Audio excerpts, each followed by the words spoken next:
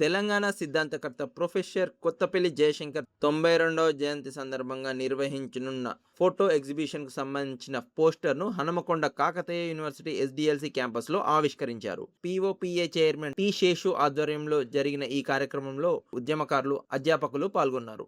August 6న professor Jayashankar 92వ జయంతి సందర్భంగా ఉదయం 9 గంటలకు ఎస్డిఎల్సి సెమినార్ హాల్లో విద్యార్థి దశ నుండి తెలంగాణ ఉద్యమ సిద్ధాంతకర్త దాకా అనే అంశంతో ఫోటో ఎగ్జిబిషన్ను ప్రారంభించనున్నట్లు నిర్వాహకులు తెలిపారు.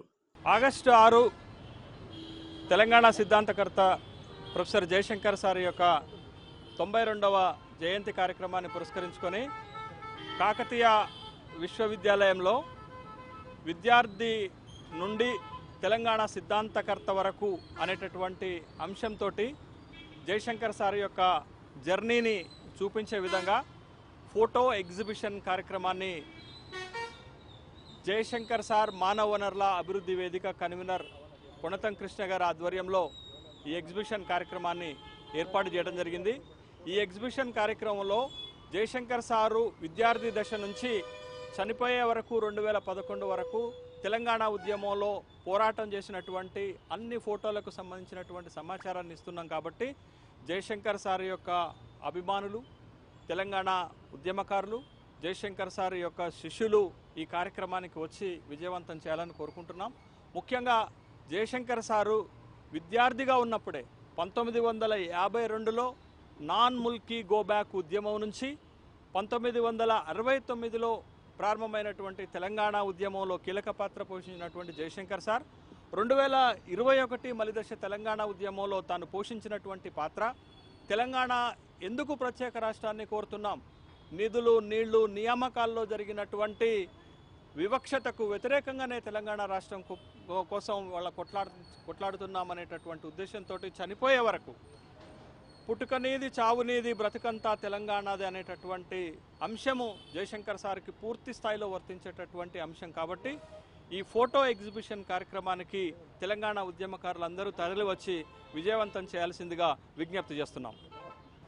తెలంగాణ సిద్ధాంతకర్త, తెలంగాణ జాతిపిత ప్రొఫెసర్ కొత్తపల్లి జయశంకర్ గారి 92వ జయంతి 6వ తారీఖు ఆగస్టు 2026 నాడు ఎస్డిఎల్సిలో అనగా కాకతీయ యూనివర్సిటీలో ఆయన బాల్యం నుంచి చనిపోయే దశ వరకు సుమారు 300 నుంచి 400 వరకు ఫోటోలతో ప్రప్రథమంగా ఫోటో ఎగ్జిబిషన్ పెడుతున్నాము. దీనికి దృశ్య విజ్ఞానం అనే పేరు నామకరణం చేశాము. ఎంచేతనంటే పంచేంద్రియాలు, పంచభూతాలు అనేది ఒక మనిషిని నడిపించే మెయిన్ ఎలిమెంట్స్. ఈరోజు జయశంకర్ గారు చేసిన త్యాగాలు కొత్తగా నేను చెప్పవలసిందంటూ ఏమీ లేదు. కాకపోతే త్యాగాలు చేసిన వాళ్ళని విస్మరించే ప్రభుత్వాలు మాత్రం ఉన్నాయి. ఆనాడు ఉన్నాయి, ఈనాడు ఉన్నాయి. అమరవీరులను కూడా వాళ్ళ త్యాగాలను కొనియాడక ఎంతోమంది, ఎన్నో లక్షల మంది, ఎన్నో కోట్ల మంది తెలంగాణ ఉద్యమంలో పాల్పంచుకొని ప్రాణత్యాగాలు చేసి తెలంగాణ వచ్చిన తర్వాత ఆనాటి నుంచి ఈనాటి వరకు చేస్తున్న పోరాటంలో ఇప్పటికీ కూడా బీసీలకు జరగవలసిన న్యాయం జరగలేదు. ప్రొఫెసర్ జయశంకర్ గారు ఒక బీసీ బిడ్డగా తను ఈనాడు చెప్పుకోకపోయినా కూడా తెలంగాణ సిద్ధాంతకర్తగా మాత్రము నేను చేసింది సిద్ధాంతం కాదు, ఇది రాజకీయ పరిణామాలతో ఆ మాట వచ్చిందని చెప్పేసి తనకు తాను చెప్పుకున్న రోజులు కూడా ఉన్నాయి. ఏది ఏమైనా కూడా ఈరోజు జయశంకర్ గారిని మరిచింది ఆ ప్రభుత్వం, జయశంకర్ గారిని మరిచింది ఈ ప్రభుత్వం.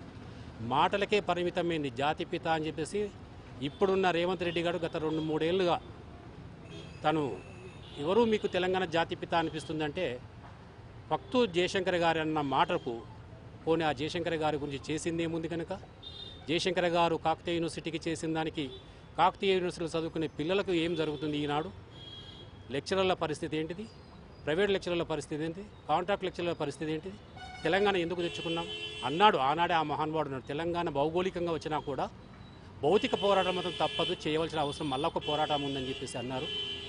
ఆనాటి నుంచి ఈనాటి వరకు ఎవరు ఏ ప్రభుత్వాలు మాటలకే పరిమితమై ఉన్నాయి కానీ దేశ జనాభా అంటే రాష్ట్ర జనాభాలో 52% ఉన్న బీసీలకు మాత్రం అన్యాయమే జరుగుతుంది.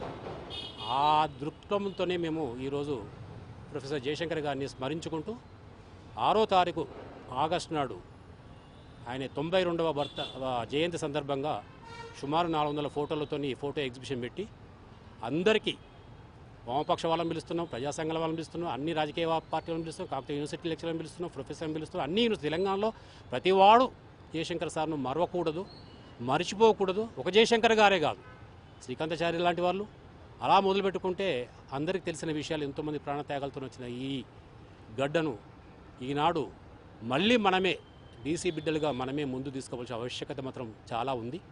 దయచేసి ఆ రోజు ఆ ప్రోగ్రాంకు అందరినీ ఆ పోస్టర్ ఆవిష్కరణ పూర్వకంగా ఆహ్వానిస్తున్నాం.